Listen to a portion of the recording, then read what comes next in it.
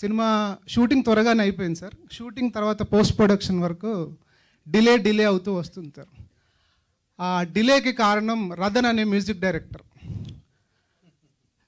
అంటే చెప్పాలి సార్ ఇది, అంటే నేను చెప్పాలి సార్, అంటే నాలాగా ఎవడు మోసపోకూడదు.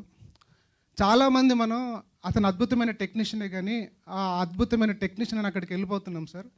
అతని చేతుల్లో పడి సినిమా నలిగిపోతుందండి. మీకు ఒక ఎగ్జాంపుల్ చెప్తా. రదన్ అనే వ్యక్తి గొడవ పడడానికే మాట్లాడతాడు. కామెడీ ఏంటంటే ఏదో సిచ్యువేషన్ గురించి చెన్నై సిట్టింగ్స్కి రావాలి అపాయింట్మెంట్ అడుగుతుంటే రేపు అని పోస్ట్పోన్ అవుతూ ఉంది. ఆ మాట్లాడుతూ మేము రెక్కీ కోసం వైజాగ్ కార్లో వెళ్తుంటే రాజమండ్రిలో ఫోన్ వచ్చింది రదన్ది. ఆ ఫోన్ కాల్ ఎండ్ అయ్యేసరికి వైజాగ్ వచ్చిందండి. అంటే you can imagine the kind of argument it gets in to. చాలా సినిమా అతను ఎంత గొప్ప మ్యూజిక్ డైరెక్టర్, బాగా చేస్తాడు, ఇవన్నీ కాదు కానీ సినిమాని కంప్లీట్గా కార్నర్ తీసుకెళ్ళి మనల్ని వదిలేస్తాడు సార్.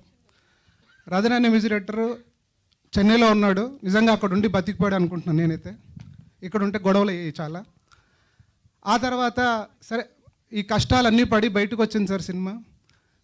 నా అదృష్టానికి, నా లక్కకి యాక్చువల్గా ఈ కథ సుకుమార్ గారికి చెప్పాలనుకున్నాను, విపరీతంగా ప్రయత్నం చేశాను. ఎందుకంటే ఆయన కైండ్ ఆఫ్ సెన్సిబిలిటీస్ ఉన్న కథ. సో ఈ కథ ఆయనకు చెప్పాలని ట్రై చేశాను, కుదరలేదు. ఫైనల్గా టీజర్ పెట్టాను. ఆయన టీజర్ చూసి విపరీతంగా ఎక్సైట్ అయ్యి నన్ను పిలిచి సినిమా చూస్తా అన్నారు. సినిమా చూశారు. చూసి ఓన్లీ ఫస్ట్ హాఫ్ చూడంగానే లేచి హగ్ చేసుకొని ముద్దు పెట్టి అదిరిపోయింది సినిమా, నీ నెక్స్ట్ సినిమా నా బ్యానర్లో ఫిక్స్ అని ఆయన మొన్న అనౌన్స్మెంట్ కూడా ఇచ్చారు. సుకుమార్ గారి గురించి చెప్పాలి సార్. నేను నిజంగా ఆయనకు ఒక అనామకుడిని. నాకు ఆయనకు ఏ పరిచయం లేని నాకు ఒక కంటెంట్ నచ్చి, కంటెంట్ తాలూకు ఎక్సైట్మెంట్ నచ్చి నన్ను దగ్గరికి తీసుకొని నాకు ఏ రకంగా సపోర్ట్ చేయాలో అన్ని రకాలుగా పుష్ చేస్తూ ఉన్నారు సార్. ఎవరు కూడా సినిమా సరే ఎంత నచ్చినా కూడా ఆడియన్స్ జడ్జ్మెంట్ ఫైనల్ అనుకుంటారు. కానీ ఆయన దాంతో సంబంధం లేకుండా రిలీజ్ అయ్యాక సినిమా హిట్ అవ్వచ్చు, ఫ్లాప్ అవ్వచ్చు, ఏమీ సంబంధం లేకుండా ఆయన ముందే నాకు సినిమా అనౌన్స్ చేశారు సార్. అది చాలా ధైర్యంగా ఆయన ఒక స్టెప్ వేశారు అనుకుంటున్నాను. అది ఈరోజు నా సినిమాకి ఒక బజ్ క్రియేట్ చేయడానికి హెల్ప్ అయింది. Thank you Sukumar sir. You are probably the only best director or best human being as a director who is really supporting the young talent. మీ చూస్తున్నాం, మీ శిష్యులు ఎంతమంది బయటకు వస్తున్నారు, ఎంత గొప్ప సినిమాలు చేస్తున్నారు. అంటే నాకు తెలుసు సార్, అంటే నాకు మా ఫ్రెండ్ సర్కిల్, అసిస్టెంట్ డైరెక్టర్ సర్కిల్లో వాళ్ళు పనిచేసిన డైరెక్టర్ని కలవడానికి వెళ్తే కూడా ఆఫీస్లో 5 గంటలు కూర్చోబెట్టి కలవకుండా బయటికి పంపించేసిన వాళ్ళు కూడా ఉన్నారు.